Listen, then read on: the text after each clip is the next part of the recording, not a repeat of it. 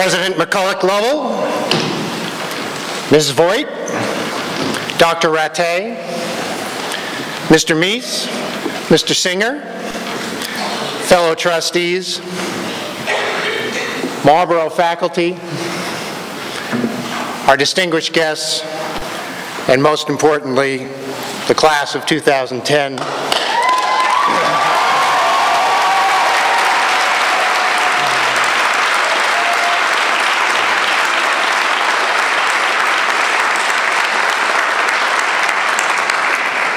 Good morning.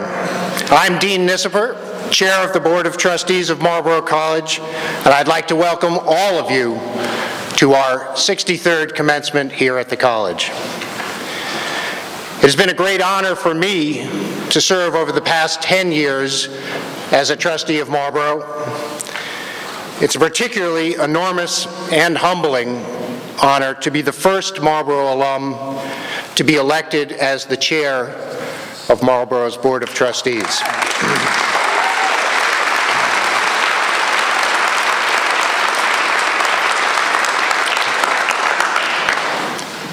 I treasure this opportunity to give back to Marlborough in great appreciation for all that Marlborough has given to me.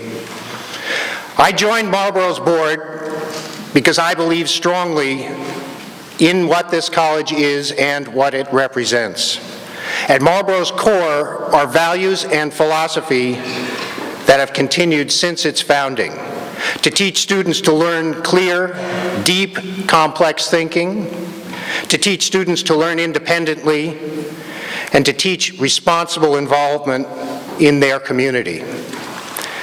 When I attended Marlborough more than 30 years ago, those same values were at Marlborough's core. As a student, I did not fully appreciate what I would gain throughout my life from Marlborough's instilling those values in me. I now know what those values are worth and what a unique and important institution Marlborough is in the world of higher learning. And I know just how important it is for Marlborough and its unique educational model to continue to flourish. It is the genuineness of Marlborough's values that inspires the loyalty and dedication of its constituents, and it is the loyalty and dedication of those constituents that sustain Marlborough's core values. As a board, we thank each of you who tirelessly and generously give so much to Marlborough and enable it to thrive as it does today. As a chair of the board, I in particular would like to thank our board members who selflessly give so much of their time, energy, and financial resources to assist Marlborough in continuing long into the future as the important liberal arts college that it is today. As a result of the efforts of all of our constituents, Marlborough thrives today. In this 63rd year of Marlborough's existence, we of course face challenges from the shifts in the college-age population and the lingering effects of the economic recession. But because of the genuineness of Marlborough's philosophy and values, I know we will survive those challenges, and each year will send into the world more and even stronger graduates who will help make our world a better place. So I'm proud to have this opportunity to congratulate an extraordinary class of students on their graduation at Marlborough's 63rd commencement, and to congratulate all of you, parents and family members, who gave the support and guidance that these graduates needed, even when they said they didn't want it. So to our class of 2010, I ask that each of you periodically think back to your time here at Marlborough. Appreciate what it has meant to your life and what it has contributed to you as a person. I ask you to come back to Marlborough and again be rewarded by giving to this community. And I'm not merely talking about giving money, but we will ask for that too. But also the rewards of giving your time, your intellect, your experience, and the wisdom you will gain from communities outside Marlborough, so that Marlborough will be as important to students in many generations to come as it is to you. Thank you, and congratulations to our graduating class.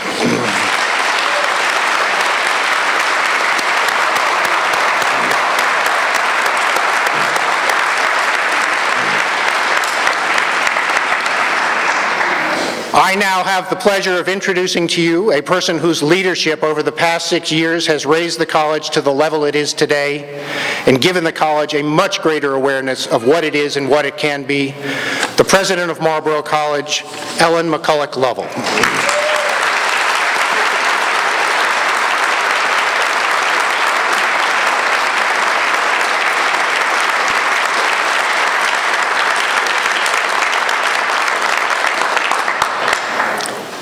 Welcome, almost graduates, family and friends, to this celebration. A special welcome home to Andy Zuckerman's parents, Phil and Disty.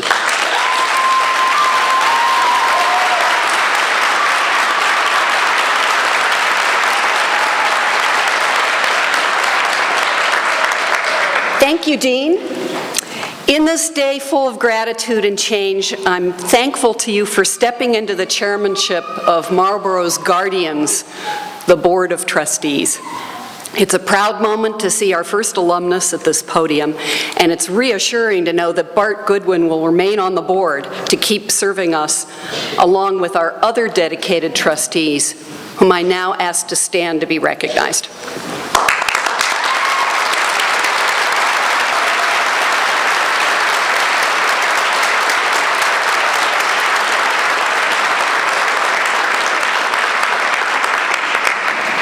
It wouldn't be commencement without our own musicians bringing us in on their beat. It must be commencement.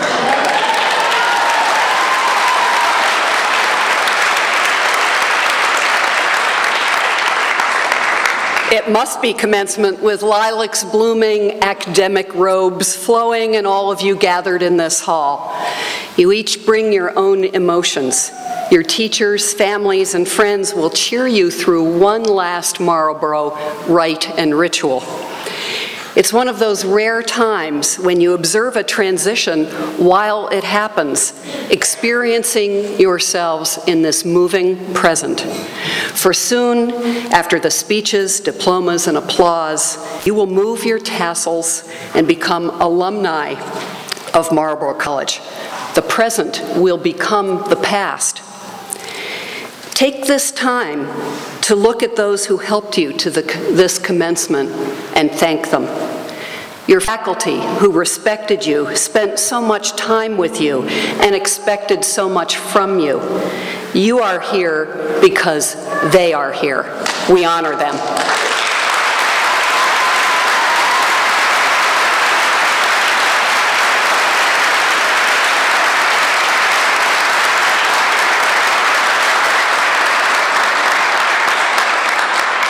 The staff who answered your questions and guided your way, your family and friends who upheld you. This year, more than ever, you are in the midst of a Marlborough transition. 4 fellows who've given us their talents for 2 years are moving on to the next stage in their lives. Andrew Singer, Classics, John Arhan, Mathematics, Mahmoud, Arabic, and John Mack, Psychology.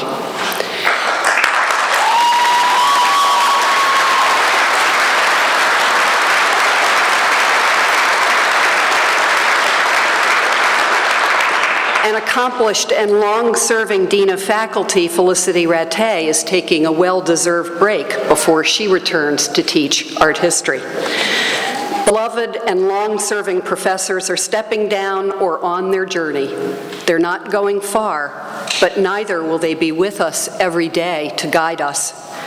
Michael Boylan ends 30 years of teaching and creating here. It is difficult for me to imagine Marlborough College without seeing Michael every day, without his patient teaching, his wise observations.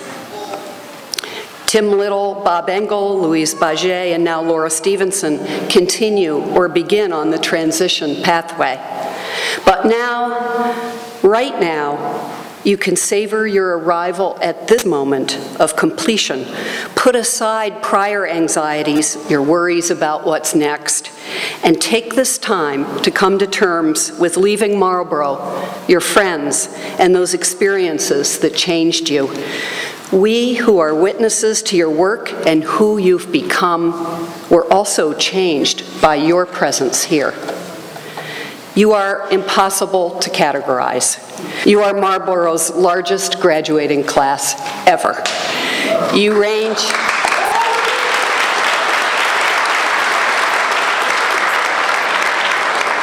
range in age from 21 to 35. You are strong and uncertain, tenacious and flexible.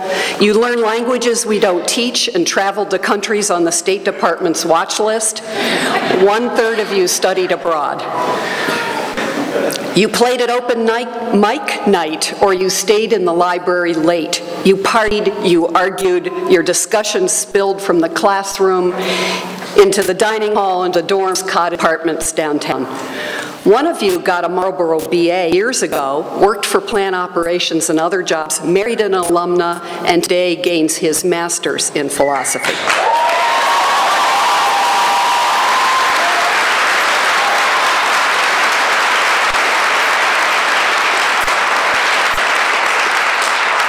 You served on the select board, as town crier, and on academic and town meeting committees. This year I thought a lot about what constitutes a college. As its members change, what lasts? What deserves protecting? What demands improving? For what is a college but its people? What is a college but the ideas and ideals its members pass on and strive for as they participate in this particular place? Today we're focused on each of you as individuals, yet you will leave here soon and most likely become part of another kind of organization, a place of employment, a mission-driven cause, a cooperative venture, a government. If our record holds, some 69% of you go to graduate school and get to know another college or university. What will you take with you from your Marlborough experiences? What will you give the next group or institution you enter? Sociologist Robert Bellah, in one of my favorite books, Habits of the Heart, reminds us, becoming one's own person, while always a risky, demanding effort, takes place in a community loyal to shared ideals of what makes life worth living. Organizations are people, so they're changed by people. People are human, therefore imperfect, so are organizations. Colleges are the accumulation of their participants' expectations, practices, and ideals. You might, I suspect, forget something about Plato's Symposium, Scriabin's Mysterium, dye-sensitized solar cells, game theory, the 1828 presidential election, bats, or James Joyce over the next few years. But I don't think you will ever forget the intense empathy that you have for each other, or using your voice at a town meeting forum. I don't want you to forget how you respected one another and how you were respected by your faculty sponsors. Remember what it was like to encourage and cheer each other on. As your class speaker, someone who is a scientist, a social critic, and a poet, Will Meese.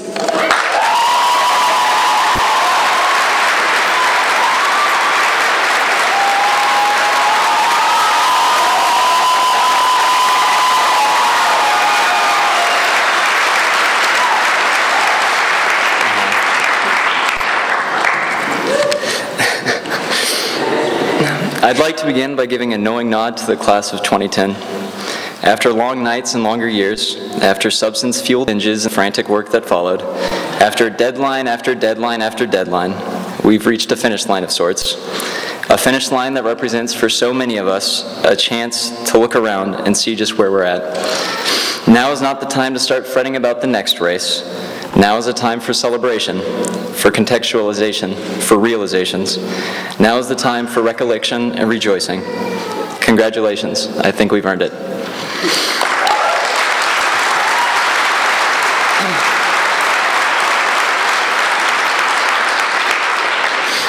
I didn't want to come to Marlboro. At the beginning of my college search, I deemed it too small, thought it out of character. Despite teacher recommendations to the contrary, I practically ruled the school out, though not enough to forego applying. And then I realized I was broke, and that a solid financial aid package pretty much trumps everything else. Out of character suddenly seemed just good enough. Fast forward some 4 years, and I find myself in front of a podium addressing fellow seniors at Alia, given the opportunity to speak some transcendental truths, trying to proffer some nugget of knowledge that hasn't already been hashed and rehashed time and time again. The irony has not been lost on me. I'm half expecting some carton of pig's blood to be dropped on my head at any moment, a la Carrie, to which all I can say is, it better end up on YouTube. To somehow recapitulate the class of 2010's time at Marlboro would be an exercise in futility. We've been here, we know what went down, or at least those of us who can remember. Who can forget the French language fiasco, the seeming diaspora of Matherites, the incident with the knife? Regardless of whether or not we talked with each other, regardless of whether or not we ever even learned each other's names, we've shared in these events and more. The breathtaking autumns, the blistering winters, the glorious springs. We've eaten together in the dining hall time after time, learned each other by silhouette, can recognize each other's laughs from across campus. In a very real way, our experience here has been a collective one, a bunch of puzzle pieces coming together and forming a delightful, if sometimes weird, sometimes uninterpretable image. Regardless of who we hung out with, of where we spent most of our time, or what we did with that time, Marlboro has acted as a commons, a single thread weaving through each and every one of our lives. I'd like to think I speak for all of us when I say there has never been a group of people I have so readily been able to identify and have so readily identified with. All of us here today, patiently, anxiously waiting to receive that little slip of paper that tells us we did something great, came together and made something. Whether or not we run into each other at some date in the future, our lives intertwined, connected at the proverbial collegiate hip known as Marlboro College. There's something remarkably special about that. Graduation is heavy. It acts as a benchmark, a rite of passage, an ephemeral moment that signals a transition, a transformation. Pretty soon, Marlboro College will exist for us as something that happened. We cannot go back in time. We cannot relive those first few weeks at school, those moments of trepidation where we wondered if we made the right choice. We cannot go back and stay up all night to finish writing a portfolio or a plan paper. There is no more engagement with that time and place, only this one. Whether or not any of us would even want to relive those experiences isn't really the point. Our relationship with the school is changing in a fundamental way. We are no longer viewed as students, but as alumni. In a few minutes, Marlboro will exist as a sort of geochronological timestamp for us, a placeholder that represents a pretty significant period of our lives. We're entering a world where Marlboro does us more service as a memory than anything else. It will no longer mean a place to think, to eat, or to sleep, but a place where we thought, where we ate, where we slept. Call it nostalgia, or yearning, or the good old days, or whatever you want. When we think of Marlboro, we will be thinking of memories. Memories exist in our heads, in our brains, nestled deep within the crevasses of bundles of neurons. To record a memory is to adjust the connections that exist between those neurons, across narrow gaps called synapses.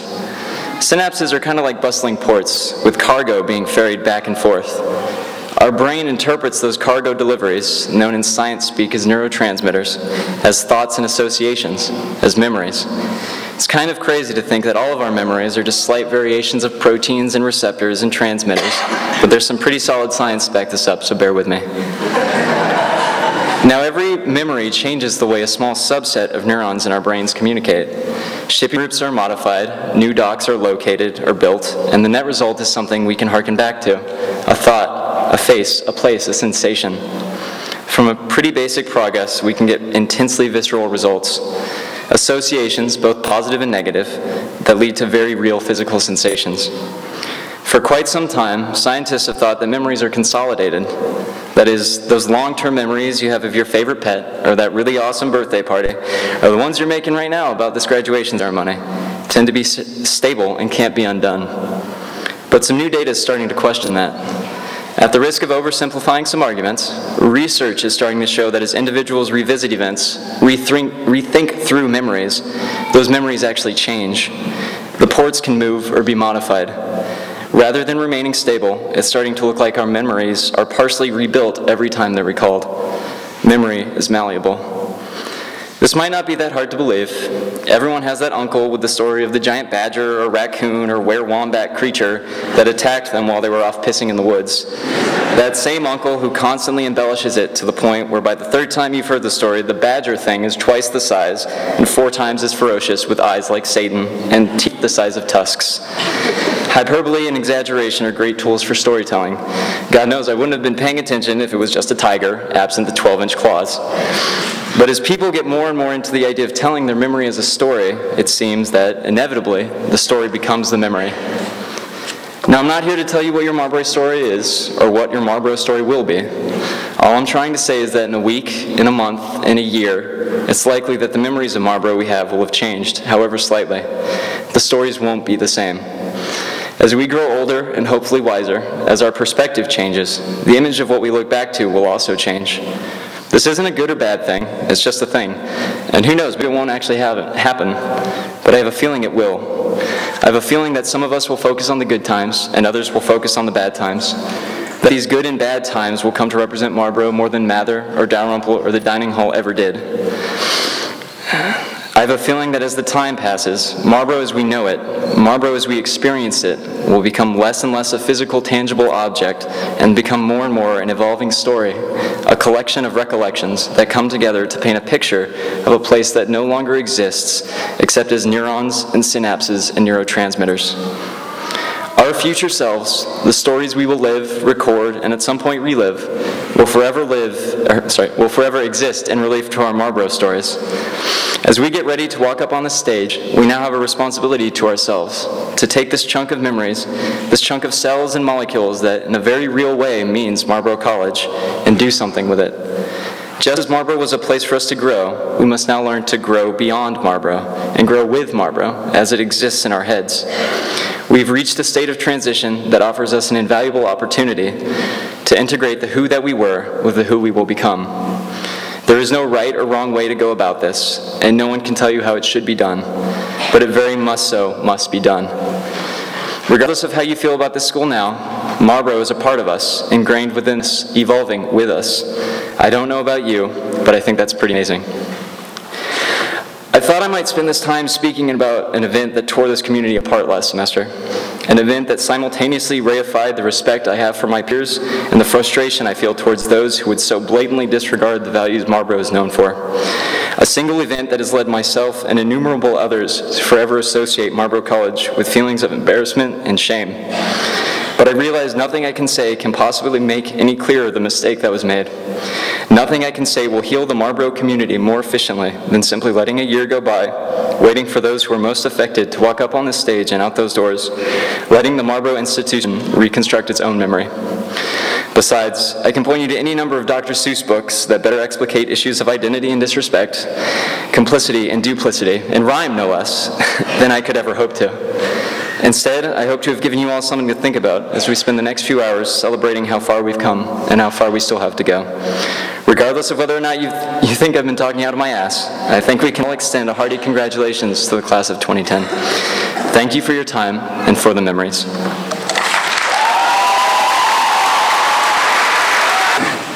We'd next like to confer some honorary degrees. The first,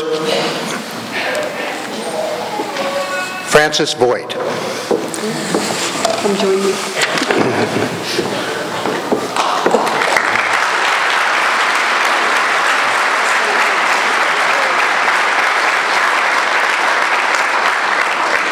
As the founder and chief executive officer of the New England Culinary Institute for 3 decades, you have done more than bring together students and faculty with a passion for fine food. You have pioneered a unique educational environment where hands-on learning and sustainable practices are central to student success. A native of Iowa, you earned your bachelor's degree from Wesleyan University and a master's from the University of Iowa before starting your career as an educator, innovator, food activist in Vermont. In addition to founding NECI, you have served as the chair of the Association of Vermont Independent Colleges, the Vermont Lodging and Restaurant Association, and the Vermont Chamber of Commerce. You were elected to the board of the National Career College Association and were appointed by Vermont Governor James Douglas to the Vermont Human Resources Investment Council. Your mission at NECI has held many parallels with Marlborough College, including your small is beautiful approach to education. You have said, "We are small by design, we have to be. In our minds, great hands-on learning does not take place in a lecture hall or demo kitchen for 30 students." NECI also has a model commitment to sustainability and community, as exemplified in your leadership in the farm-to-table movement. You are a founding member of the Vermont Fresh Network, educating the public about the value of locally and sustainably produced food. And you are a leader of the Vermont chapter of Slow Food USA.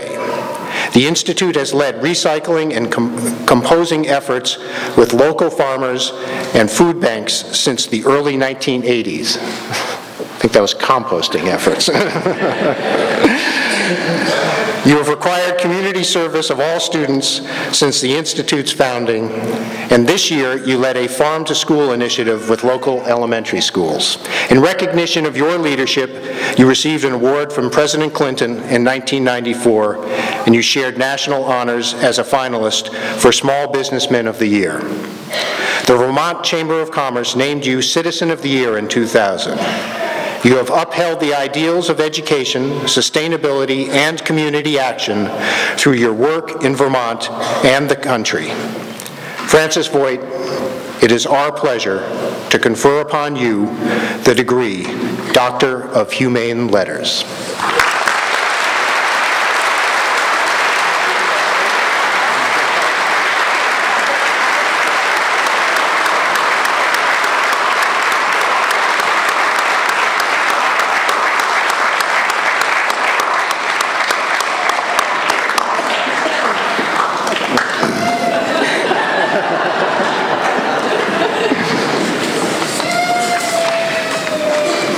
Our second honorary degree goes to J. Bart Goodwin.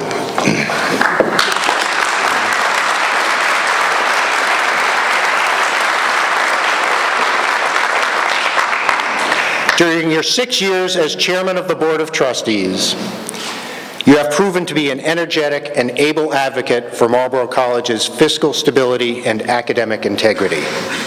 Although you are a partner at BCI Partners, Inc., a private equity investment company, your financial acumen and practical outlook has always gone far beyond business. While serving on the board at Washington and Lee, your alma mater, you mentored students and created internships for graduates at your own firm and elsewhere. At Columbia Business School, where you got your MBA, you served on a venture capital review committee that chose several student business plans to fund each year and provide real-life experience. In your own community, you were chair of the youth program at a skating club serving 300 children annually.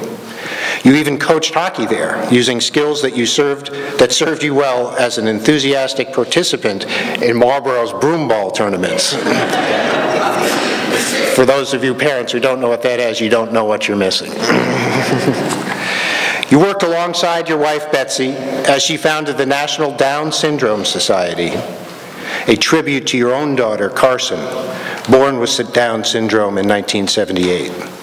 Your special role at NDSS has been to chair the annual golf tournament, a successful fundraiser that just had its 14th year. You have always found great joy working with young people in every organization you have associated yourself with, and Marlborough is no exception. As a trustee since 2002, when your son Elliot Goodwin, 04 graduate, was a student, you have been particularly engaged and a major proponent of fiscal soundness. You frequently visited both Potash Hill and the Graduate School campus in Brattleboro, and you were a fearless champion for launching the MBA in Managing for Sustainability program at the Graduate Center. You have said, leading Marlboro is very much like being a leader of a small company, and I believe my skills in working with corporate CEOs has brought skills and experiences that have been helpful in my support of Ellen as president of Marlboro. You are a gifted collaborator, applying your experience in the finance industry to guide this young college through its growing pains. It should also be mentioned that you are very talented at the barbecue grill. And as a personal note, it has just been a tremendous pleasure and honor for me to have worked with you as trustee over the last 6 years. Thank you, Dean.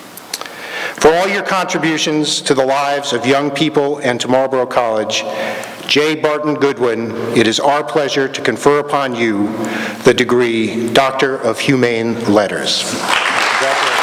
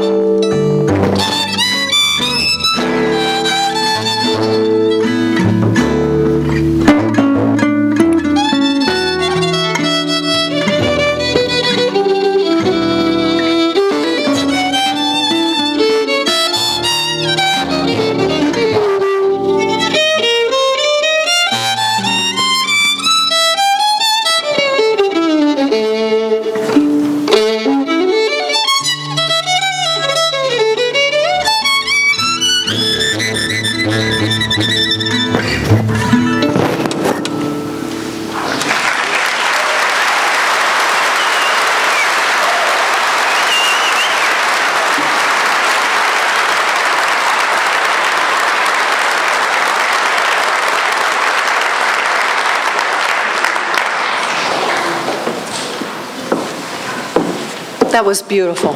Thank you so much. May I ask Ellen Bryant-Voigt to join me and Dean Nisseper.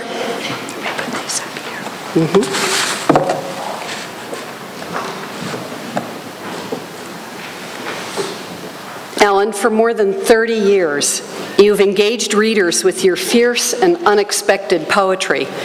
Beyond the accolades for your 7 volumes of poems, you are commendable for your impact on our appreciation of writing and its fundamental role in higher education. You grew up on a farm in Virginia where you became a serious student of music, of the piano, and you learned the creative power of solitude and music. Although you went on to get a bachelor's degree in English from Converse College and your MFA in creative writing from the University of Iowa, your piano playing laid the foundation for the vivid imagery and musical patterns in your writing. There's no question to me that sound is the generative force, you've said, of your own writing process. Poetry does its work through music, which then allows for exploration of complicated and therefore accurate feelings. You gained a reputation as a rigorous and memorable mentor at Iowa Wesleyan College, Goddard College, Massachusetts Institute of Technology, Virginia Commonwealth University, University of Cincinnati, and Washington University. You were a founder of the low residency MFA program at Goddard College, the first of its kind, and then created the prestigious model program at Warren Wilson College. Vision and craft are inseparable, you have said. The hardest part is balancing clarity and mystery, precision and resonance. But it is in this work that the act of making a poem becomes primarily an act of discovery, a lens through which to see the world. Beyond your regular teaching positions, you freely shared your creative gifts and insights as a visiting writer in residence on 25 campuses and as faculty at 48 conferences, from Aspen Writers Conference to Breadloaf Writers Conference here in Vermont. You've served as poetry judge for more than 70 prizes, from the humble Marlborough Review Poetry Prize in 1997 to the prestigious Jackson Poetry Prize in 2008. You enjoyed the admiration of the state when you were Vermont State Poet Laureate from 1999 to 2003. And of course you still do, but that is just the most obvious honor along your literary ascent. Your 2007 book, Messenger, New and Selected Poems, was winner of the Poets Prize and finalist for the Pulitzer Prize and the National Book Award. Your poetic voice and commitment to writing and higher education resonates strongly with the academic ideals upheld here at Marlborough. Ellen Bryant Voigt, it is our pleasure to confer upon you the degree Doctor of Letters.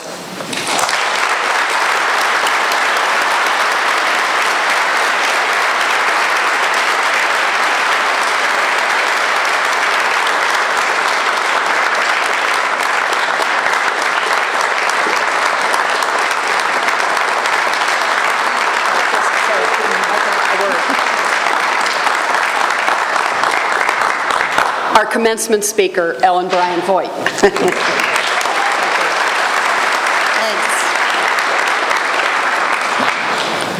Thank you, President Lovell, Marlborough trustees, faculty, staff, students, parents, and most honored graduates. Fran and I are very pleased to be here.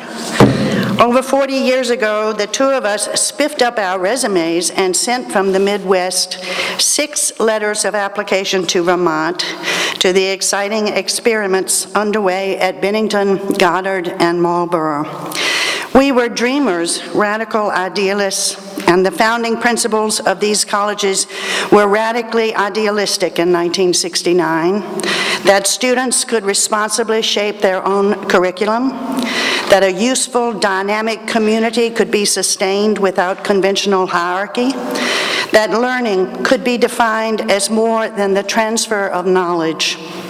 What they stood for, and what Marlborough still seems to stand for, alongside Fran's, Nicky, and my own program now at Warren Wilson, is the importance of the verb over the noun.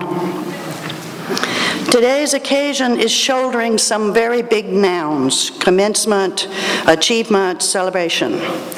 But I hope to focus the graduates' attention on one crucial verb.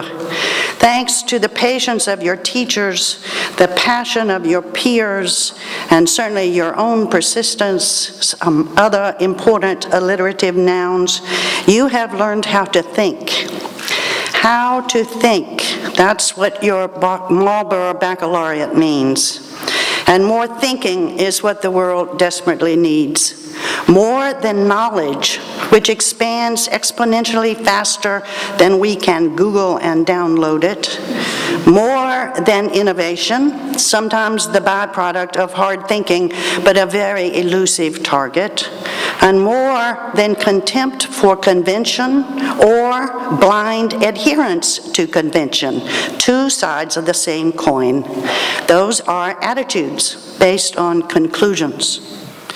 What such nouns may preclude is the part of thinking often overlooked as merely preliminary or plodding or wasteful, but to observe obsessively, patiently, without reaching too quickly for meaning and category, what John Keats called negative capability, is actually the major part of any creative thinking, as distinguished from thoughts, or received wisdom, or the ever-popular self-expression.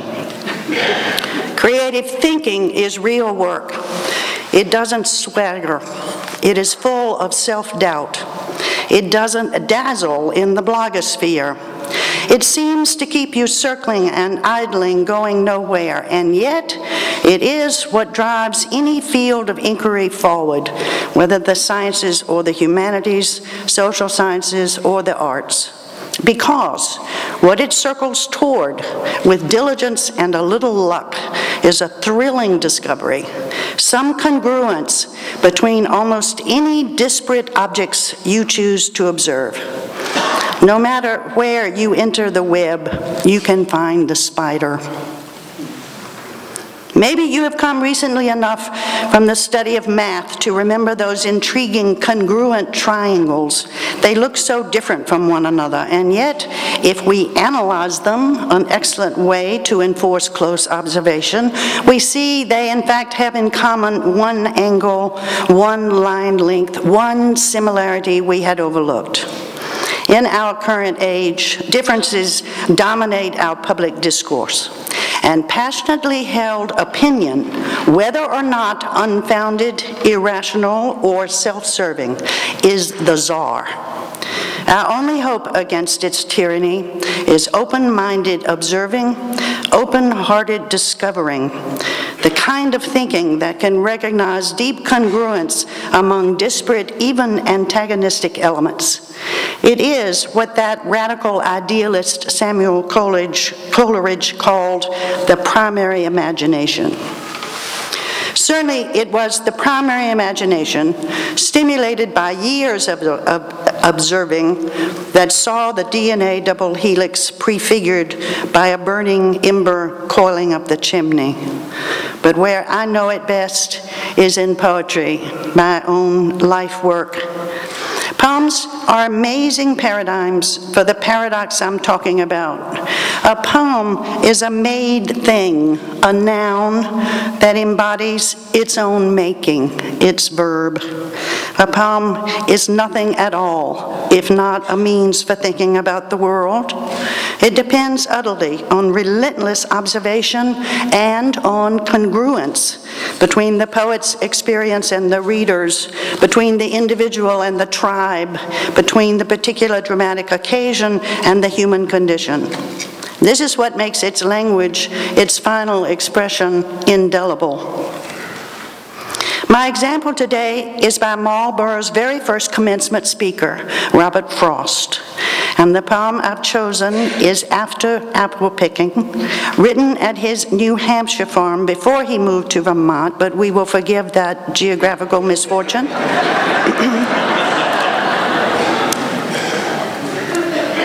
And it isn't quite seasonally aligned with our current landscape newly blossoming, but perhaps you'll forgive me that, since it opens this way.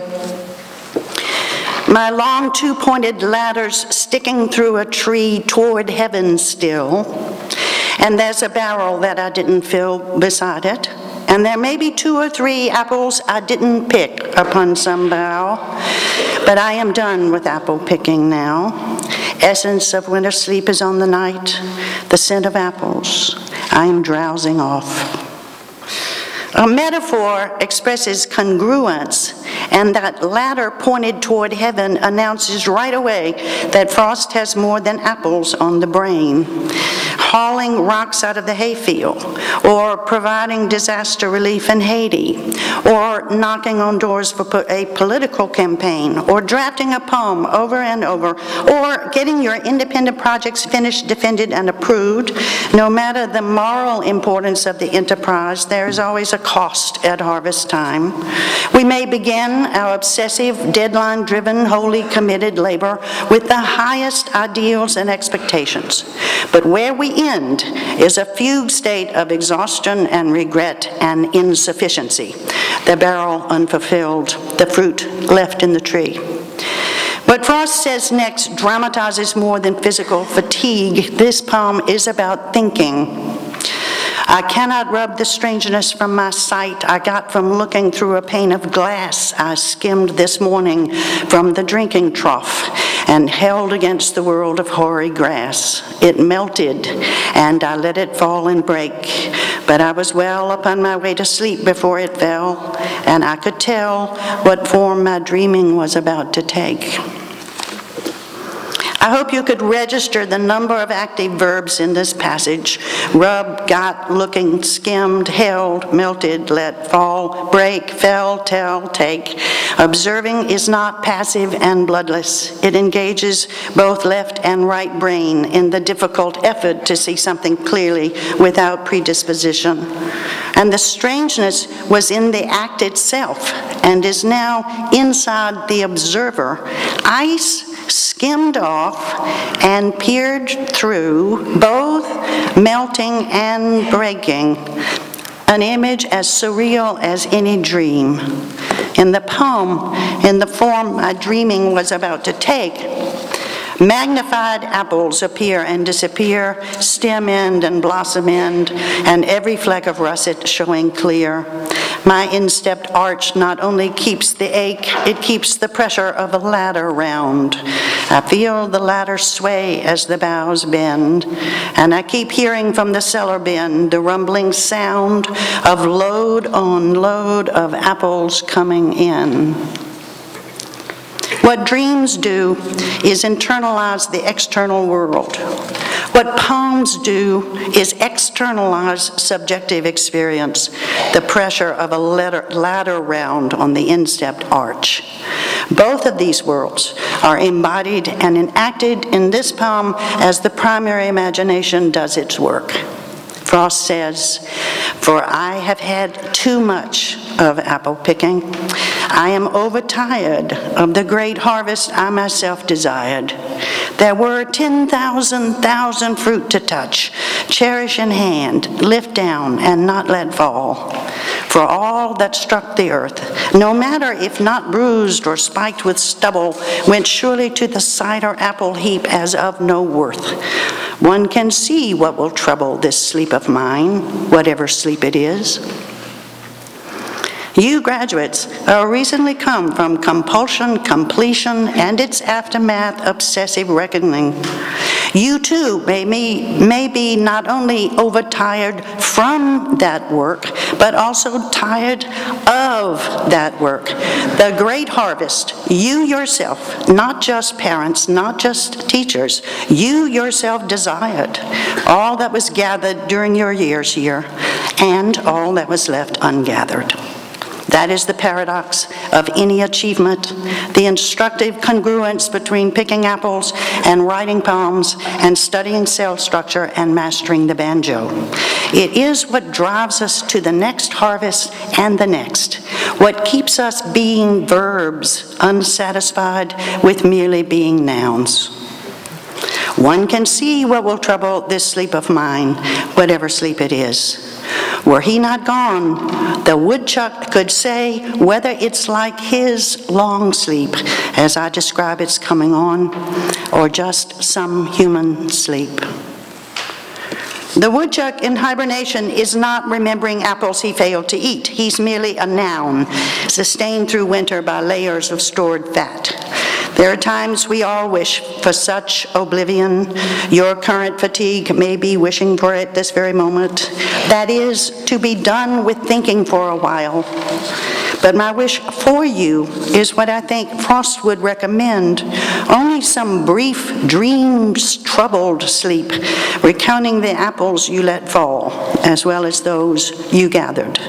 Your current harvest is a marvelous achievement, and we salute you for it. But it will be those active verbs, observing, discovering, thinking, that will keep you most human and most alive. I'll close now with a new and yet unpublished poem of my own, and I apologize to my translator. She's not seen this before, and also it has no punctuation, so it's going to be, it's going to barrel right along. And you'll recognize its subject right away.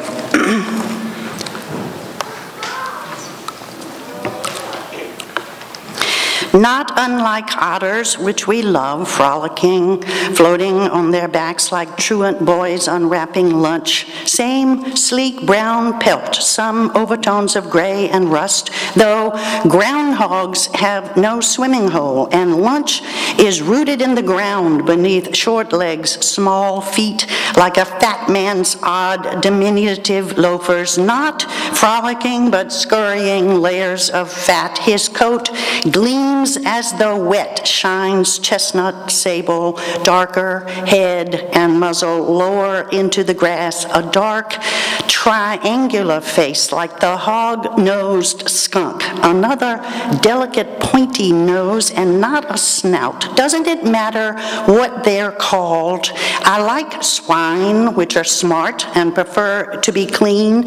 They use their snouts to push their excrement off to the side of the pen. They have hairy skin, not fur. His fur shimmers and ripples. He never uproots the mother plant. His teeth, I think, are blunt, squared off like a sheep's. Cornered, does he cower like sheep or bite like a sow with a litter? Is he ever attacked? He is indelible. He shares his acreage, his iris bed's bee balm with moles, voles, ravenous crows. The thought shapes the words. His other name is botched from the Indian, but yes, he burrows beneath the barn where once a farmer dried cord wood. He scuttles there at speech, cough, laugh, lawnmower, even at swollen brook, at high wind. He lifts his head as Gandhi did, small tilt to the side, or stands erect like a prairie dog, paws powerful as a dog's, but dogs don't waddle like Mao with a tiny tail. He seems asexual like Gandhi, like Jesus. If Jesus came back, would he be vegetarian? Also, pinko, frico, homo in Vermont, natives scornful of greyhounds up from the city self-appoint themselves woodchucks, unkempt, hairy macho who would shoot on sight, an actual fatso, shy, mild marmot, radiant as the hog-nosed skunk in the squirrel trap, both of them cleaner than sheep, fur fluffy like a girl's. Maybe he is a she. It matters what we're called. Words shape the thought. Don't say rodent and ruin everything.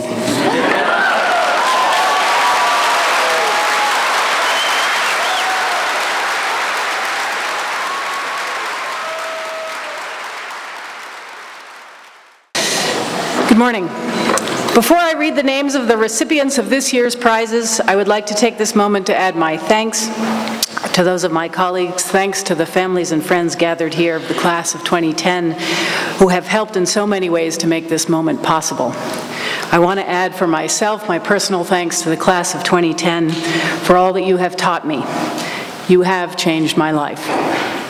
On behalf of the faculty, I would like to wish you all the best of luck and bid you to carry the triumph of this day forward through the challenges that come. Now for the prizes. And please, when I read your name, if you're here, stand up and be recognized. The Rebecca Willow Prize, established in 2008 in memory of Rebecca Willow, class of 1995, is awarded to a student whose presence brings personal integrity and kindness to the community and who unites an interest in human history and culture with a passion for the natural world. Erin Riordan.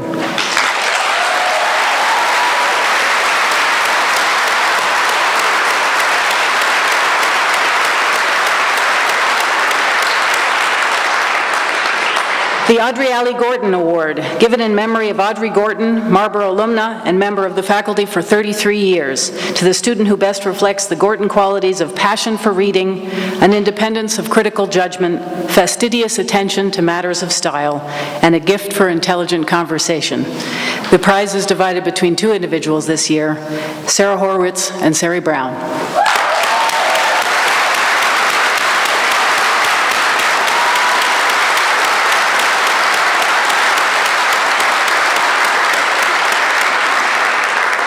The Hilly Van Loon Prize, established by the class of 2000 in honor of Hilly Van Loon, Marlborough class of 1962, and staff member for 23 years, is given to the senior who best reflects Hilly's wisdom, compassion, community involvement, quiet dedication to the spirit of Marlborough College, joy in writing, and celebration of life. Amber Schaefer.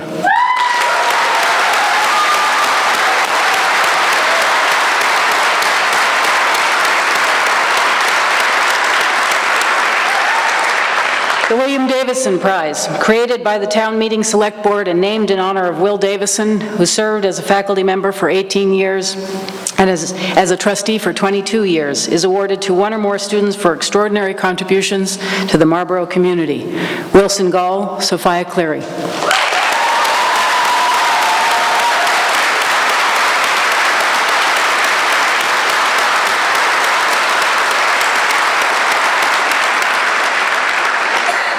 The Ryan Larson Memorial Prize was established in 2006 in memory of Ryan Jeffrey Larson, who felt transformed by the opportunities to learn and grow within the embrace of Marlborough College, the Marlborough College community. It will be awarded annually to a junior or senior who best reflects Ryan's qualities of philosophical curiosity, creativity, compassion, and spiritual inquiry.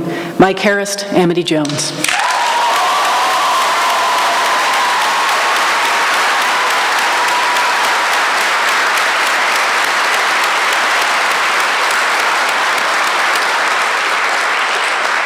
The Helen W. Clark Prize, awarded by the Visual Arts faculty for the best plan of concentration in the fine arts. Alicia Langerman.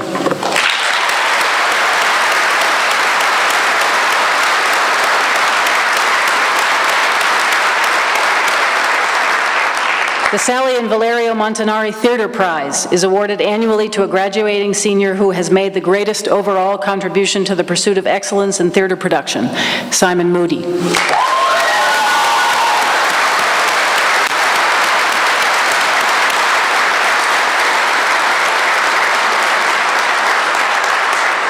The Dr. Lauren C. Bronson Award for Excellence in Classics, established by the family of Lauren Bronson, class of 1973, to encourage undergraduate work in classics. Amanda DeBishop.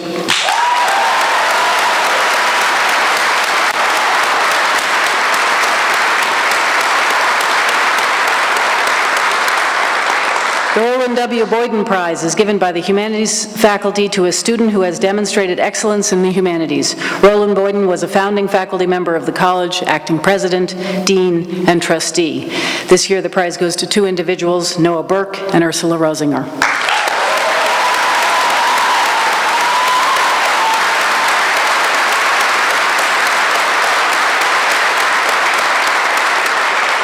The Buck Turner Prize, awarded to a student or students who demonstrate excellence in the natural sciences and use interdisciplinary approaches and also place their work in the context of larger questions.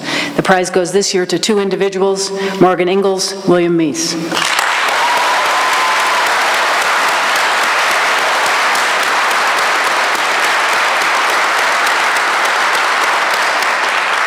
Freshman-Sophomore Essay Prize, given annually for the best essay written for a Marlborough course.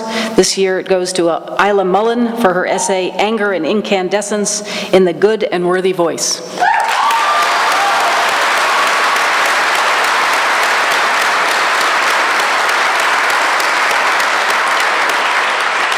The Robert H. MacArthur Prize was established in 1973 in memory of Robert MacArthur, class of 1951, and recently rededicated to Robert and also to John and Robert's parents, John and Olive MacArthur, who founded the science program at Marlborough College. The contest for the prize is in the form of a question or challenge offered to the entire student community. There are a number of recipients, so I'm going to read them all. 3 honorable mention recipients: Sophia Clary, Lauren Deshay, and Levi Gershkovitz.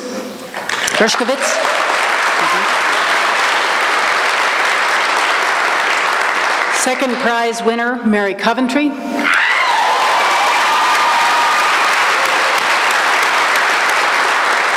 First prize winner, Joanna Moyer-Botek. Thank you, Felicity. Are you ready? Shall we do it? Let us commence. Lynn, let us commence again. Just a second. Yeah, take 2.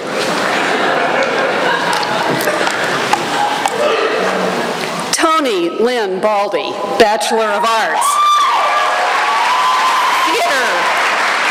Theater, dance, performance studies, an exploration of performance through a theatrical and academic examination of the social dynamics of contemporary strip clubs in the United States. Don't go so fast, Tony. Sponsors: Brenda Foley, Kristen Hauergen, Outside Evaluator, William Say, Keene State College.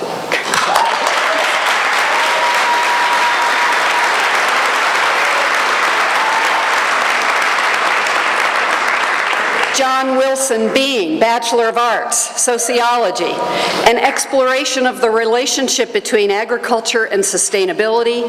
Sponsor, Gerald Levy, Outside Evaluator, Robert Rakoff, Hampshire College.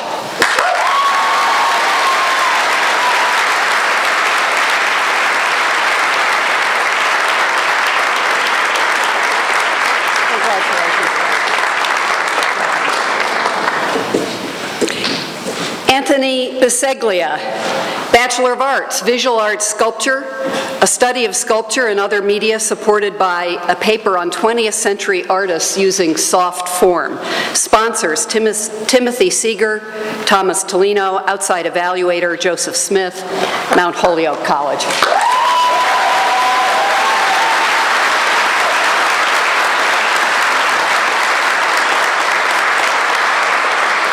Joshua Boykin, Bachelor of Science, Chemistry, an exploration of the organic molecules used in photovoltaic cells with an emphasis on dye-sensitized solar cells and an exploration of the potential of solar power to become a primary source of energy in the United States.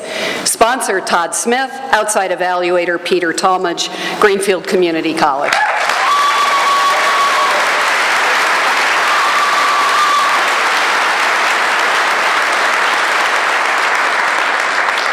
Christopher Michael Boyle, Bachelor of Arts,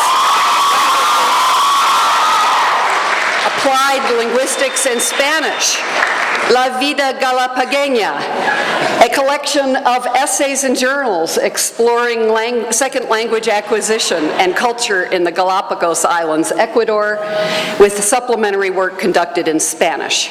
Sponsors: Tom Means, Rosario de Swenson, Outside Evaluator, Beatrice Fantini, SIT World Learning.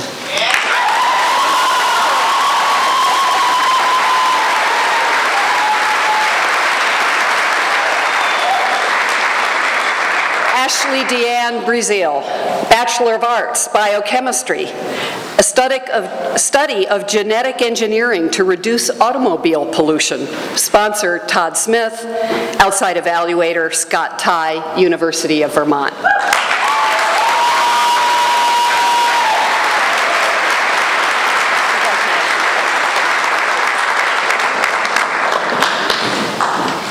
Noah Aaron Burke, Bachelor of Arts.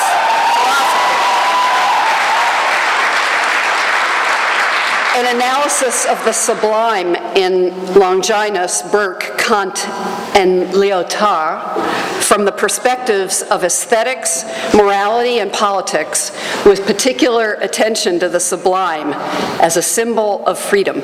Sponsor: William Edelglass, Outside Evaluator, John Drabinski, Amherst College.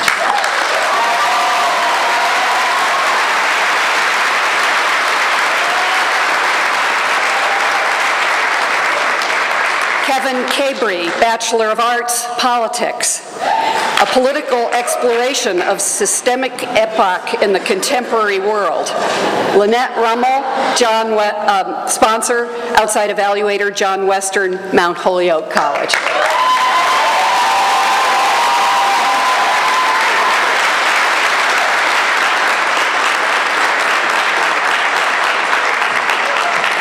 Martin Cahill, Bachelor of Arts, Mathematics and Writing. A study of several topics in mathematics, ranging from game theory to advanced calculus, and a focused examination of structure and narrative in games, covering both the design and implementation of games and their mechanics. Sponsors, Matthew Ollis, John Sheehy, outside evaluator, Chris Dupuis, freelance game designer.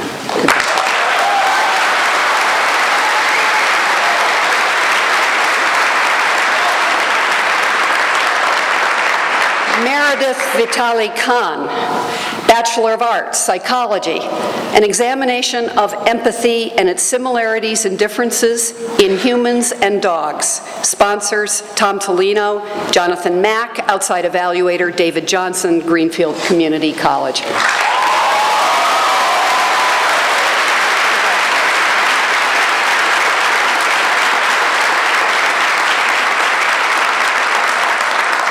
Kenton Howard Card, Bachelor of Arts, Sociology. A study of the public service model in alternative architecture and its impact on the poor, communicated through ethnographic writing, film, and design. Sponsors, Gerald Levy, Timothy Seeger, outside evaluator, Christian Churchill, St. Thomas Aquinas College.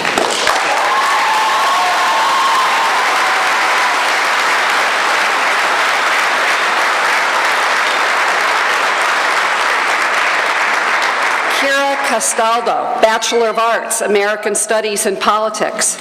A critique of democratic theory and practice in the antebellum era. Sponsors, Catherine Radcliffe, Meg Mott, outside evaluator, Tom Redden, Southern Vermont College.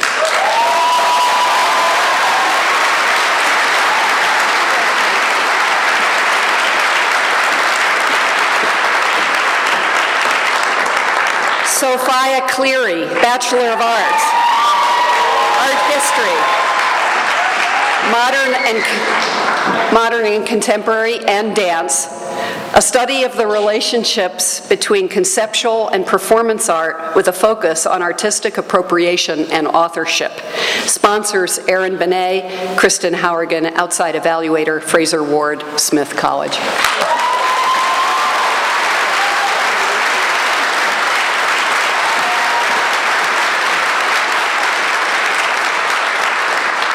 Evan Klossman, Bachelor of Arts, History. An investigation of the development of American neoliberal ideology, including a history of the movement in terms of its ideological conception and progress and process of its instigation in American politics, both domestic and otherwise.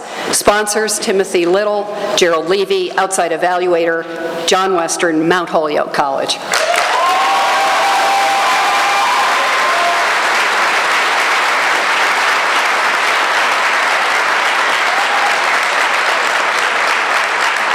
Josephine R. Colburn, Bachelor of Arts.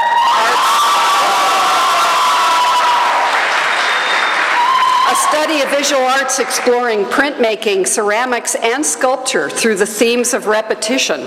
Also a study of artists of the 20th and 21st centuries who explore aspects of appropriation. Sponsors, Timothy Seeger, Michael Boylan, Kathy Osman. Outside evaluator, Craig Stockwell, Vermont College. Joseph.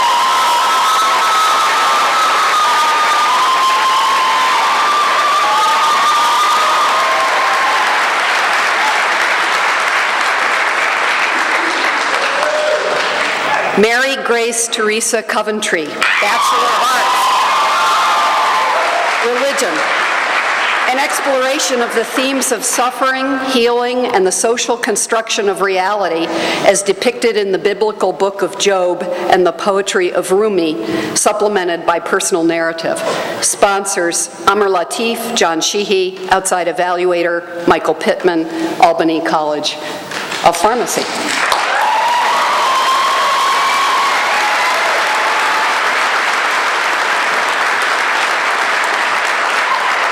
Evelyn Rose Crawford, Bachelor of Science. Biochemistry, Avian Biology, a broad analysis of the interactions between organisms and their environment from a biochemist and endocrinologist perspective. Sponsors, Todd Smith, Robert Engel, outside evaluator R. Thomas Zeller, University of Massachusetts, Amherst.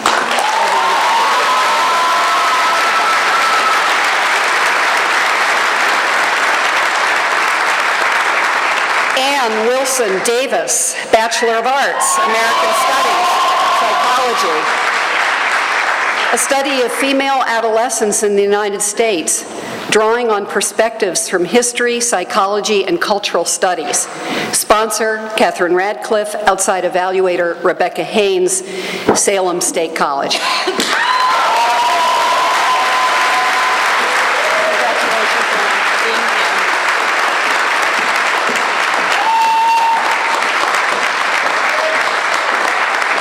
Amanda Justine DeBishop, Languages, Ancient Greek and Literature, Contemporary American Poetry and Writing, Poetry, Bachelor of Arts, an exploration of love in 3 parts, an English translation of Plato's Dialogue, The Symposium, an analytical essay linking the Symposium to Galway Connell's The Book of Nightmares, and a collection of original poetry.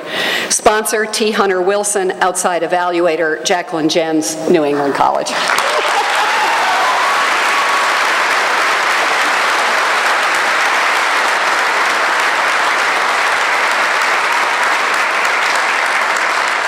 Lucy Michelle Joanna Alexander De Laurentiis,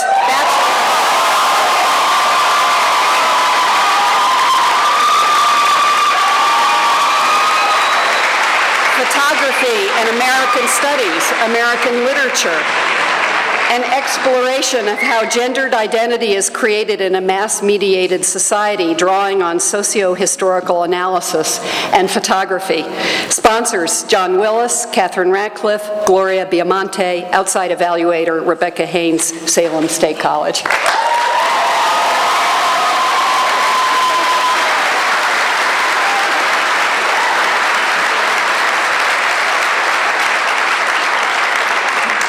Marcus John DeCino, Bachelor of Arts. Photography, a critical investigation into the ethical issues surrounding representation in documentary photography. Sponsor, John Willis, outside evaluator, Virginia B. and Dartmouth College. Congratulations.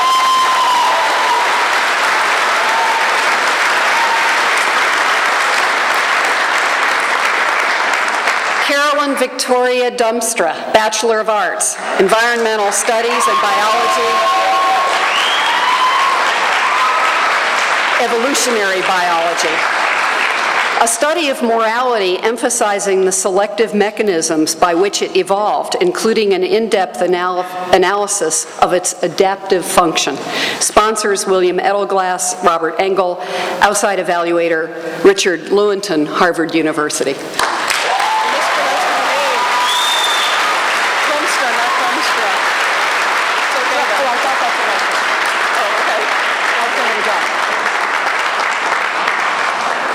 Drumsta. Parker Matthew Davis Emerson, Bachelor of Arts, Psychology and Philosophy. An inquiry into the nature of perception, drawing on cognitive psychology, philosophy, and mathematics. Sponsors, Tom Tolino, William Edelglass. Outside evaluator, Anthony Barron, Boston University.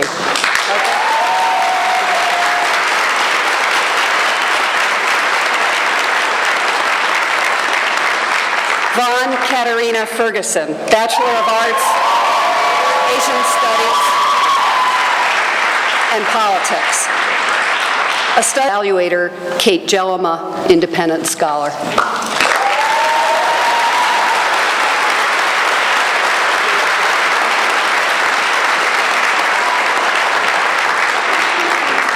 Michelle Lee Fisher, Bachelor of Arts. Anthropology and Religion, an investigation of New Age religion using fieldwork and library-based research. Sponsors, Carol Hendrickson, Amr Latif, Outside Evaluator, Abigail Adams, Central Connecticut State University.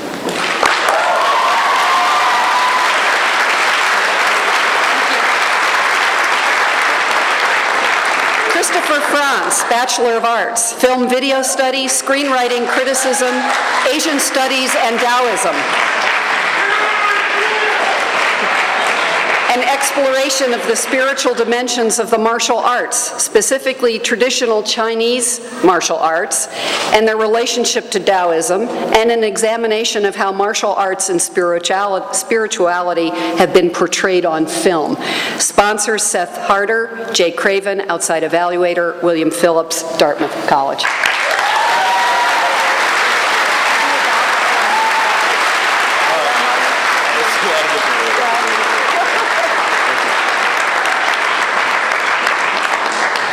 Rick Ganguly, Bachelor of Science, Biology and Mathematics, a study of the anatomy and physiology of the human kidney with the goal of using mathematical tools to predict the severity of kidney disease. Sponsors, Todd Smith, Matthew Olis, Outside Evaluator, Armand Balboni, Westfield State College.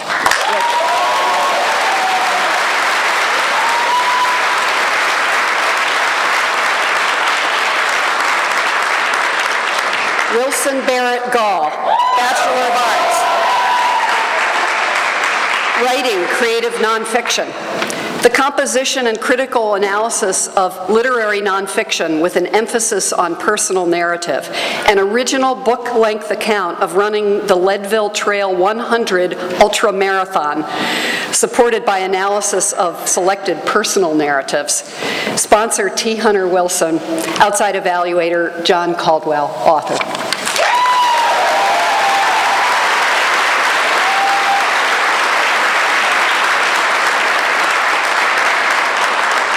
Sean Garrity, Bachelor of Arts, Economics.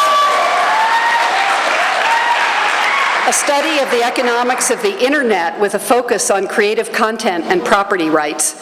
Sponsor, James Tober, Outside Evaluator, John Levin, School for International Training.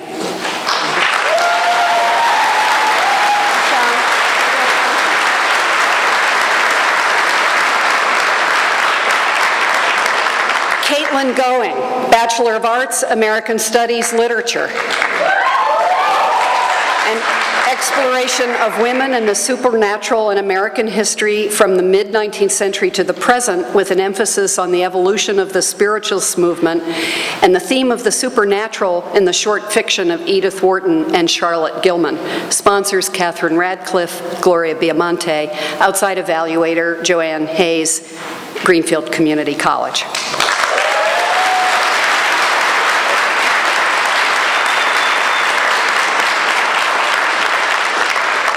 Michael Brian Hamby, Bachelor of Arts.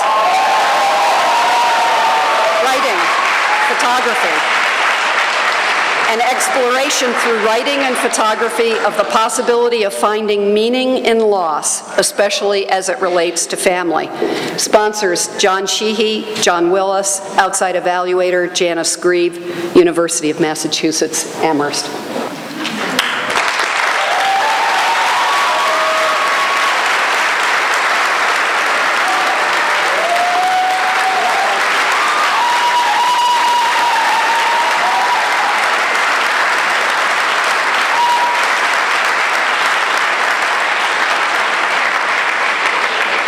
Michael K. Harris, Bachelor of Arts.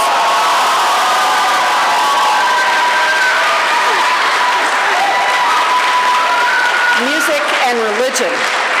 An examination of music and spirituality with an emphasis on the ways in which certain music's supposed abstract and expressive nature may make it possible for the practitioner to engage with the ineffable. Sponsors, Stanley Sharkey, Amr Latif, Outside Evaluator, Eitan Nasreddin Longo, Independent Scholar. Hi.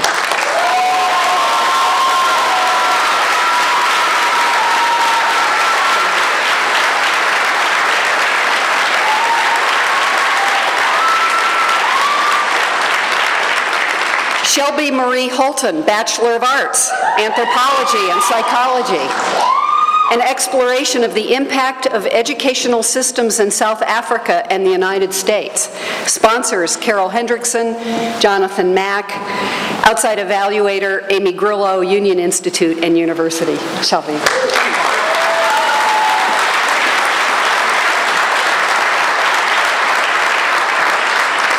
Sarah Rachel Horowitz, Bachelor of Arts, Art History, Museum Studies. An exploration of late 19th century French painting and how artists in Paris perceived and framed reality, as well as an investigation of perceptions of space and organization in museum display and curatorial processes. Sponsors, Aaron Benet, Kathy Osman, outside evaluator, Carol Ockman, Williams College.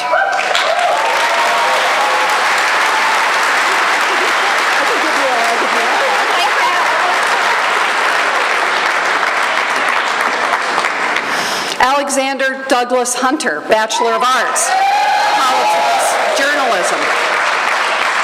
Analysis of Mexican democracy, focusing on the media's role in influencing national politics.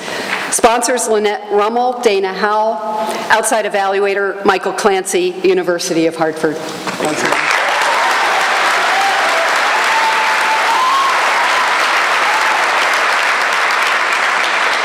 Antonio Rafael Yacarino, Bachelor of Arts.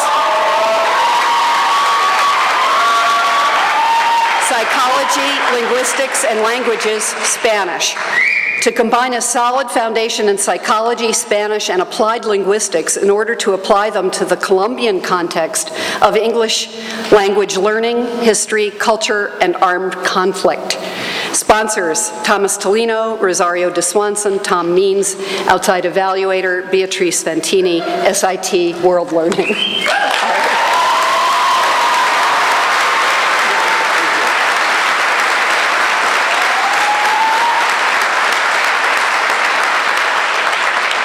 Morgan Knight Ingalls, Bachelor of Science, Biochemistry, Molecular Biology. A study of white nose syndrome and population decline in bats, including laboratory research exploring the cause of the syndrome.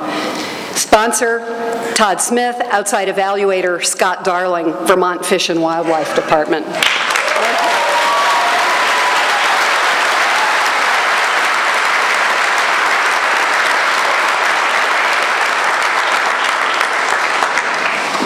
Gordon McKay Jackson, Bachelor of Arts.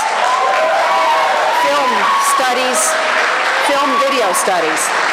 Write, produce, and edit an original film reflecting the filmmaking philosophies of Lloyd Kaufman and Roger Corman. Sponsor, Jay Craven, outside evaluator, Kenneth Peck, independent film scholar.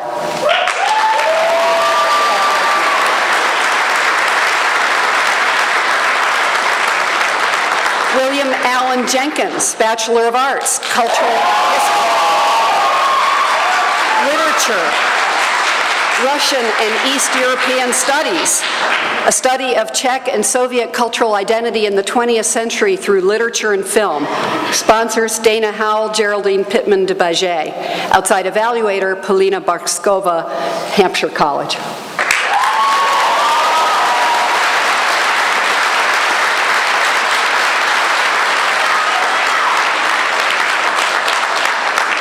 Amity Jones.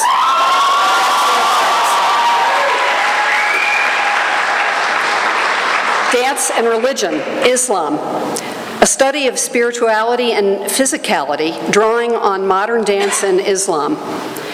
Sponsors, Kristen Harrigan, Amr Latif, outside evaluator, Candace Salyers, Smith College.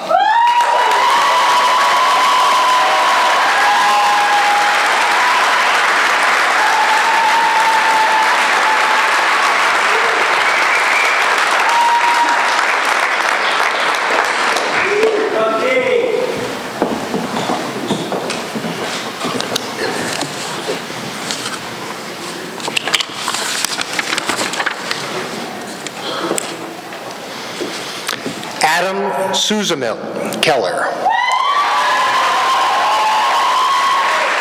Bachelor of Arts, American Studies, Media Studies, plan summary, an exploration of how technology and mass communication have shaped the nature of community and public discourse in the United States. Sponsor, Catherine Ratcliffe. Outside evaluator, Benjamin Aslinger, Bentley University.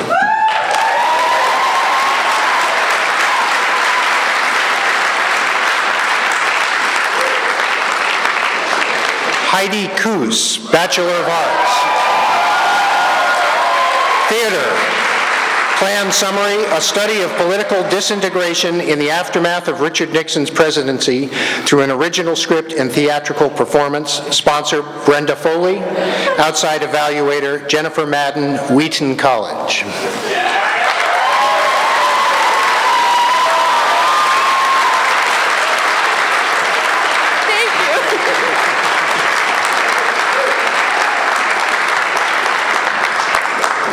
Kunjian, Bachelor of Arts. Physics and Computer Science, Wind Energy.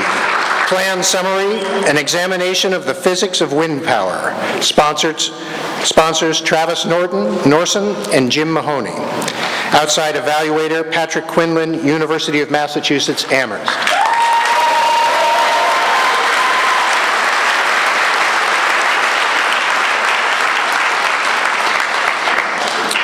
Christopher Kwiat, Bachelor of Arts in International Studies. Languages, Applied Linguistics. Plan summary of study of how languages are learned, drawing from both the theoretical analysis of communicative language teaching and personal experience learning Portuguese in Brazil. This study is then applied to create a semester-long curriculum for the teaching of English as a second foreign language. Internship, Florianopolis, Brazil. Sponsor, Tom Means. Outside evaluator, Alvino Fatini, SIT World Learning.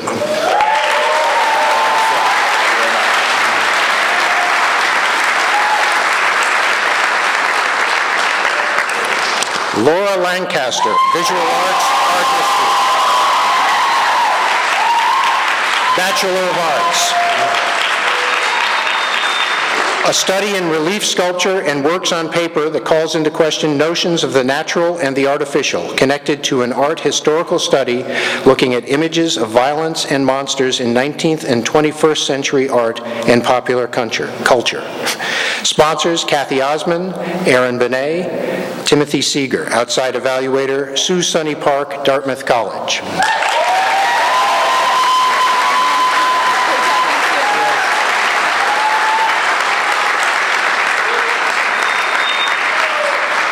Alicia Langerman, Bachelor of Arts. Visual Arts and Environmental Studies, Ecological Design. Plan summary, a study of visual art exploring the contemporary relationship between humans, ecology, and the built environment, accompanied by research in vernacular architecture and ecological design. Sponsors, Timothy Seeger, Kathy Osman. Outside evaluator, Brian Cohen, independent artist, Bridge Press.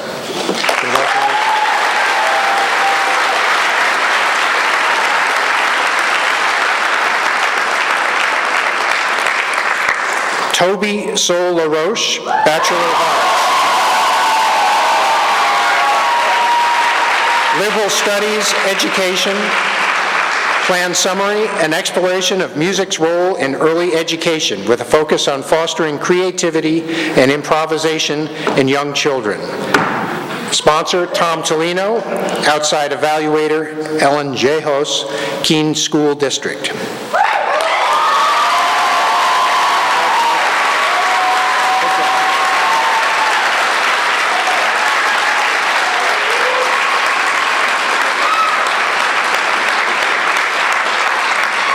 Isaac Daniel Lawrence, Bachelor of Arts. Economics and Philosophy. An interdisciplinary study of environmental management with a focus on collaborative, place-based, and adaptive planning, drawing on economics, environmental philosophy, and policy studies. Sponsors James Tober, William Edelglass. Outside evaluator, Jan Dizzard, Amherst College.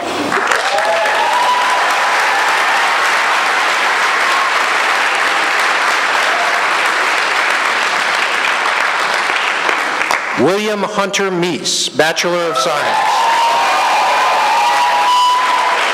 Biochemistry, Immunology and Politics, Political Theory. Plan summary, a study in biopolitics, public health, and HIV. Sponsors Todd Smith, Meg Mott. Outside evaluator, Armand Balboni, Westfield State College.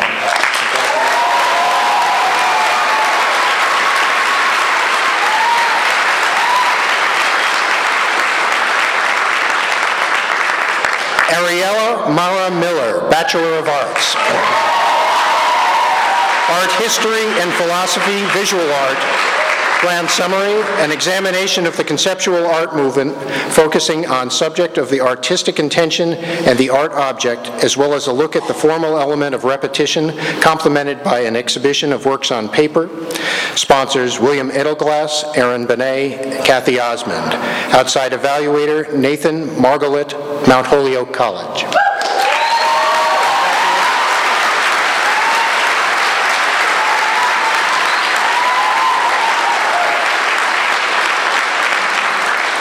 Susanna Lane Mohan, Bachelor of Arts. Writing and Religion. Plan summary, an exploration of the reciprocal relationship between identity and perception through creative nonfiction and a literary analysis of an ancient Indian epic and one contemporary American novel. Sponsors Amer Latif and Gloria Biamonte. Outside evaluator, Martha Ackerman, Mount Holyoke College.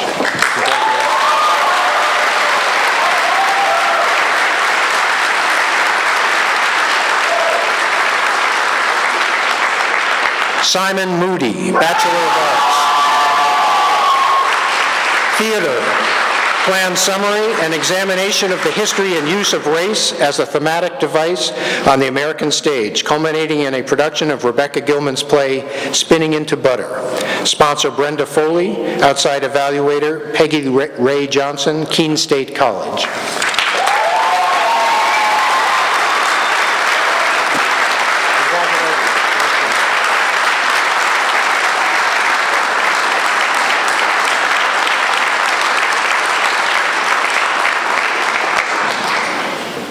Francisco Alejandro Muñani,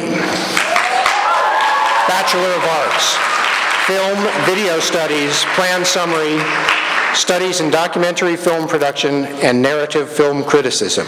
Sponsors Paul Nelson, Jay Craven. Outside evaluator, William Phillips, Dartmouth College.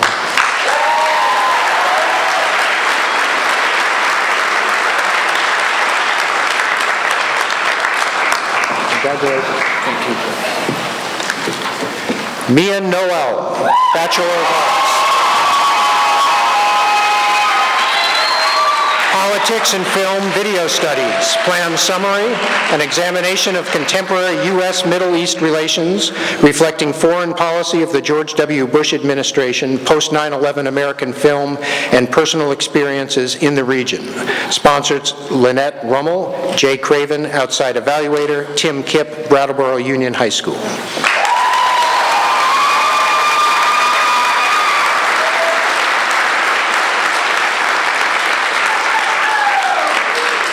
Amber Lynn Newt, Bachelor of Arts. History and Languages, Spanish. Plan summary, a study of the history of Argentina and the tango in Argentina and elsewhere. Much of the written work will be in the Spanish language. Sponsor Timothy Little, outside evaluator, Elsa Barrero, the Putney School.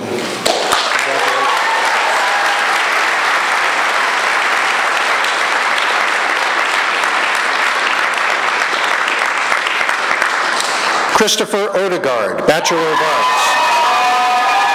Languages, Linguistics. Plan summary, a research-based examination of the nature of second language acquisition, focusing on the complications associated with adult language learning, specifically of English speakers learning, Mandarin. Sponsors Grant Lee, Tom's Means, outside evaluator Elka Todiva, SIT Graduate Institute.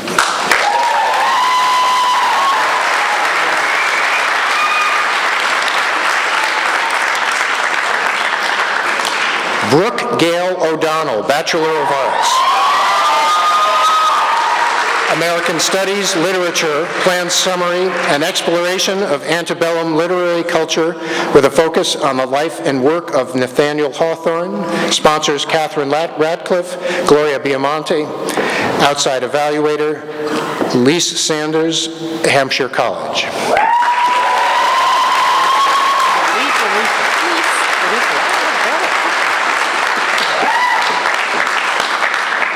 Lisa E. Orenstein, Bachelor of Arts. Psychology Education. Plan summary, the review and application of intervention types for school-age children with ADHD. Sponsors Thomas Tolino, Jonathan Mack. Outside evaluator, Dorothy Osterholt, Landmark College.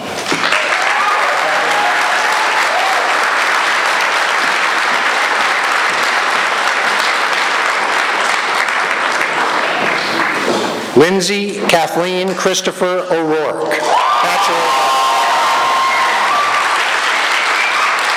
of Literature, Irish Studies, Classics and Writing, Plan Summary, a comparative study of James Joyce's Ulysses and the classical epic. Sponsors Heather Clark, Timothy Little, Andrew Singer, Laura Stevenson. Outside evaluator, Susan Brown, independent scholar.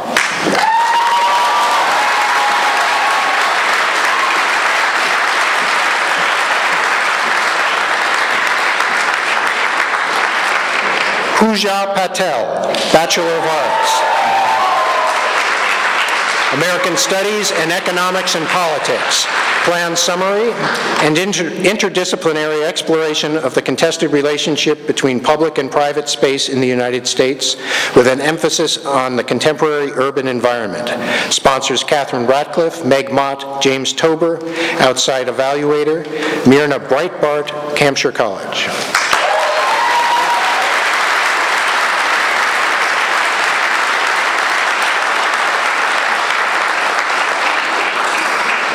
Timothy Patterson, Bachelor of Arts.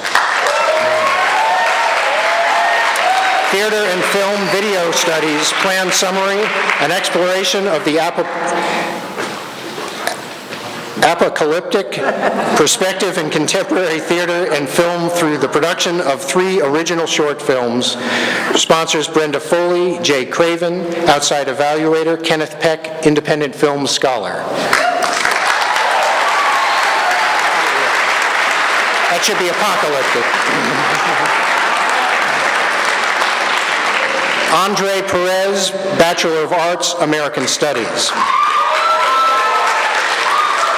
Plan summary, an exploration of the relationship between political agency and storytelling within the transgender community through the lens of media analysis. Sponsors Catherine Ratcliffe, John Willis. Outside evaluator, Joelle Ryan, University of New Hampshire.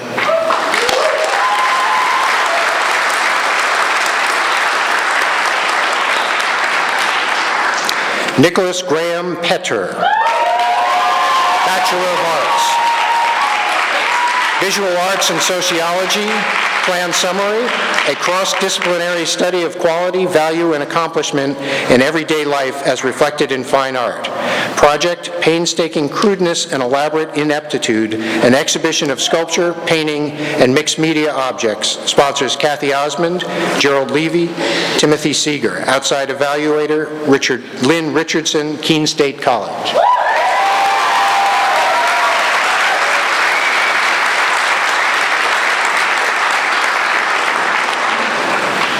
Julia Rose Langworthy Powers Boyle, Bachelor of Arts.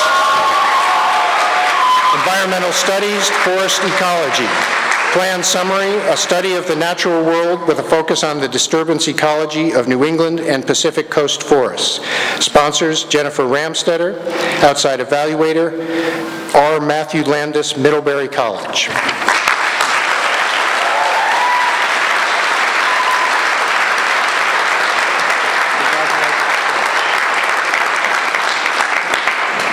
Erin Elizabeth Reardon, Bachelor of Arts. Literature and Writing, Environmental Studies. Plan summary, a study of environmental perspectives in literature, focusing on contemporary American poetry with supporting work in creative writing and ecology. Sponsor, T. Hunter Wilson, outside evaluator, Jacqueline Jens, New England College.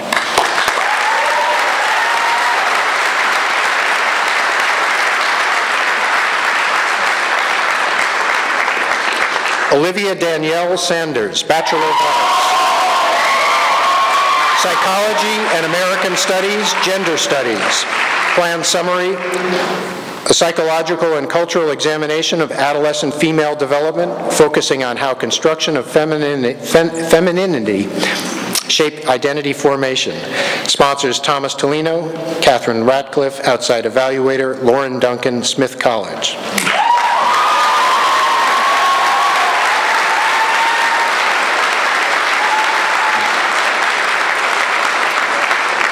Amber Schaefer, Bachelor of Arts, Politics.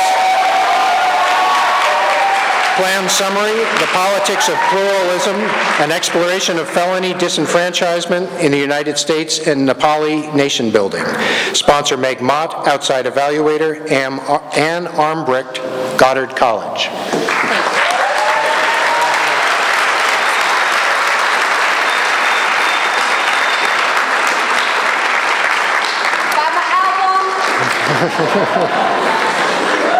Elizabeth Shepard, Bachelor of Arts. History. Plan summary, a theoretical and practical exploration of the teaching of history in high schools in the United States from the beginning of the 20th century to the present. Sponsors Timothy Little, Gerald Levy, outside evaluator, Amy Grillo, Union Institute and University.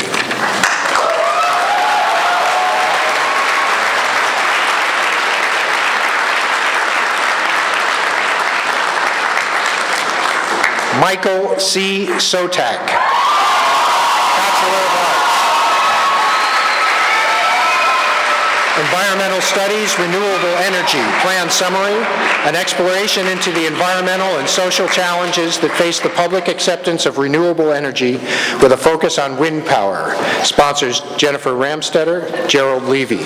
Outside evaluator, John Kidder, Vermont Technical College.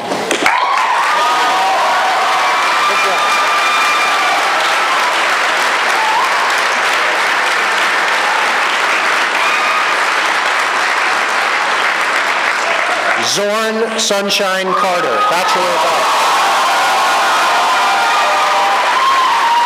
Sociology and Biology. Plan summary, the relationship between food, exercise, and lifestyle from sociological and biological perspective. Sponsors Gerald Levy, Todd Smith, outside evaluator, Willem Brook DeBach, Kaplan University.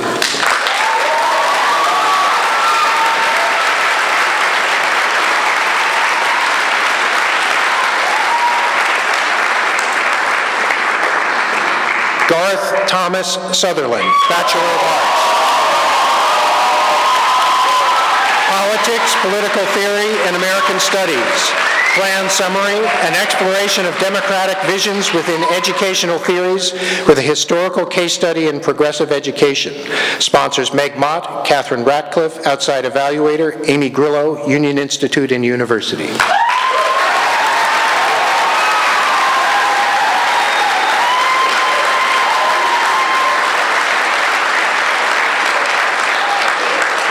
Evan George Taylor, Bachelor of Arts.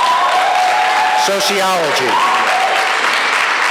Plan summary, a study of United States foreign policy from World War II to the present.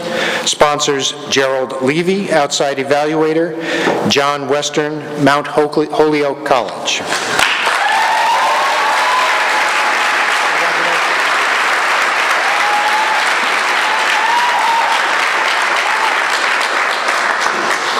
George Waugh, Michael Loring Sangaris, Bachelor of Arts. Sociology and American Studies. Plan summary, a study of the historical development of American Youthful Countercultures, informing an ethnographic and photographic portrait of contemporary punk subculture, sponsors Gerald Levy, Catherine Ratcliffe, John Willis, outside evaluator Wilson Valentin Escobar, Hampshire College.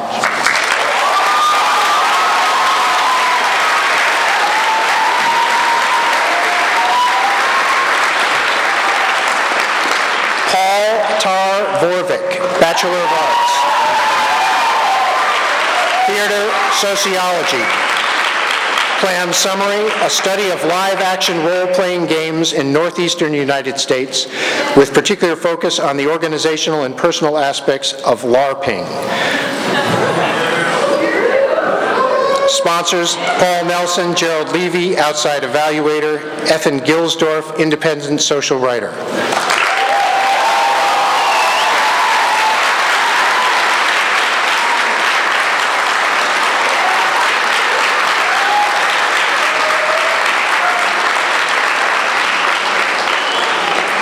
Nathaniel Weeks, Bachelor of Arts. Musicology, plan summary, a broad study of music history with a focus on the evolution of electronic music, a study of music composition and performance combining a wide range of influences including jazz, concert music, musique concrète, and electronic music, a study of recording, mixing, and mastering both electronic and acoustic instruments. Sponsor, Stanley Charkey, outside evaluator, John Levin, independent scholar and composer.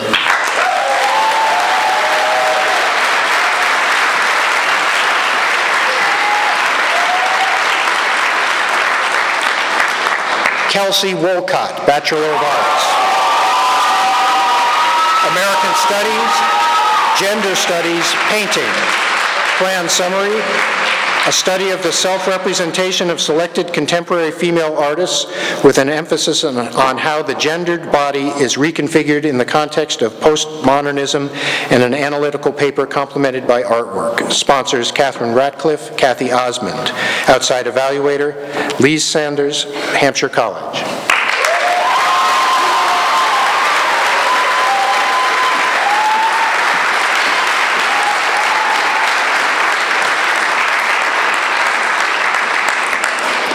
Michael D. Wood, Bachelor of Arts. Michaela. Oh, I'm sorry. I'm reading too many names.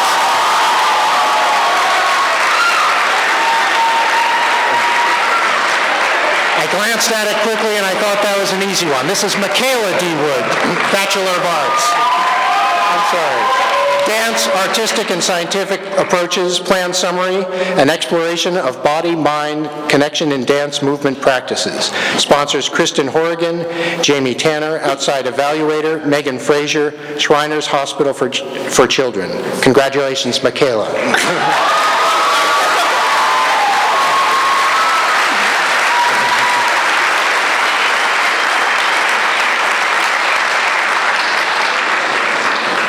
Genam Yeshi, Bachelor of Arts. Philosophy, Buddhist philosophy. Plan summary, a study of Buddhist theories of karma. Sponsor, William Edelglass. Outside evaluator, Eric Nelson, University of Massachusetts, Lowell.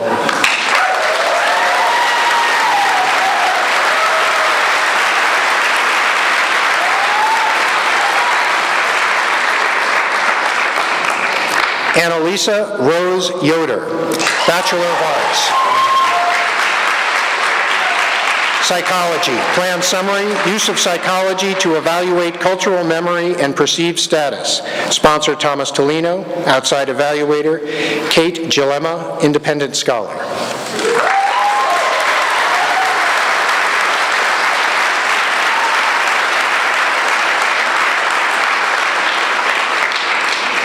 Mengbi Zhao, Bachelor of Arts.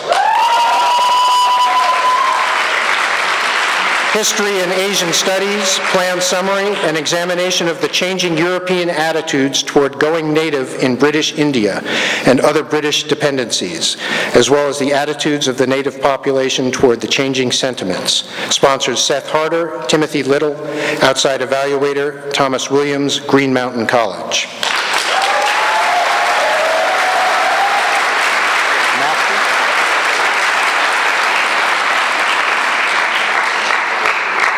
Peter A. Blair, Master of Arts, Philosophy.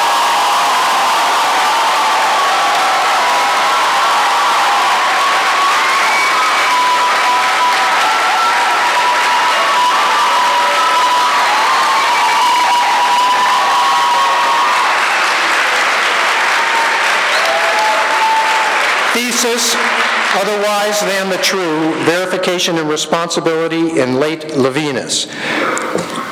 A study of truth, verification, and responsibility in Emmanuel Levinas's ethics. William Edelglass sponsor, outside evaluator, Eric Nelson, University of Massachusetts, Lowell.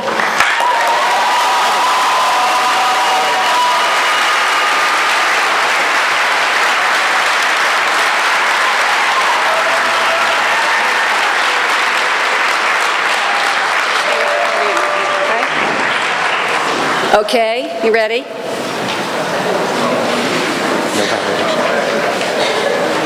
By the power vested in us by the State of Vermont and the Board of Trustees, we declare you graduates of Marlborough College.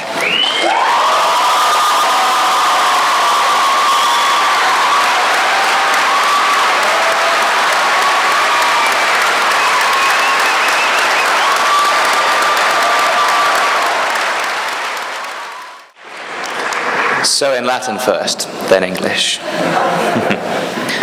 Multi ex vobis opera mecum fecistis, plures amici sunt.